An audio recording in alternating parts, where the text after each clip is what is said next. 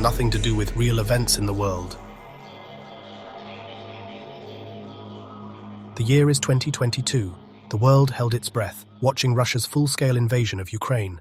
But in the shadow of this tragedy, another equally dangerous game was unfolding. Russian President Putin, obsessed with the idea of restoring a new format of the Soviet Union, saw his closest ally, Belarus, not as a partner, but merely as the next territory to take over. Knowing that his independence was only a matter of time, the president of Belarus makes a desperate move. He secretly asks NATO to join the alliance, seeking protection. But he gets a firm and clear refusal. Stuck between two giants, he starts to play tricks.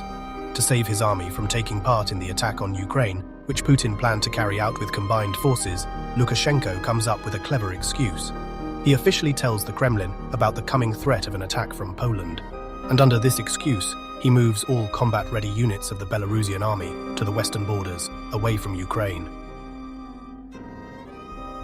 The world sees this move. Putin is furious. In response to the buildup of Belarusian troops, Poland moves its own forces to the border for defense. The trap has closed. To show his loyalty to the Kremlin and get out of trouble, the president of Belarus gives a fatal order. The first day of the war, Belarusian troops attack Poland's border forces. NATO's Article 5 has been activated. Germany, Sweden and Turkey immediately send military help. France stays out, busy with its own problems at home. But the alliance is not fast enough. After gathering a strong attacking force, the Belarusian army starts a quick war. In 2 days of fighting, it moves deep into Polish territory, taking over almost 50% of the country.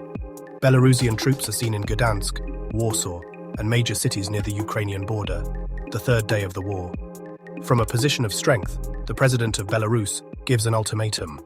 Either NATO immediately accepts his country into the alliance, or he starts a total war. NATO's answer is clear, a firm no. The alliance starts to act, but the main forces are spread out all over the world. It will take time to gather them for a full response. Action must be taken right away, so the forces available in Europe enter the fight. The first tactical operations to free Poland begin. This is just the start of a long and bloody battle, the outcome of which is unknown. The events of the third day of the war will be the topic of our next story. These events, even though they are made up, serve as a worrying reminder. A reminder of how fragile peace is and how quickly political goals can set the world on fire. Because such events can happen at any time, any hour, even today, in 2025.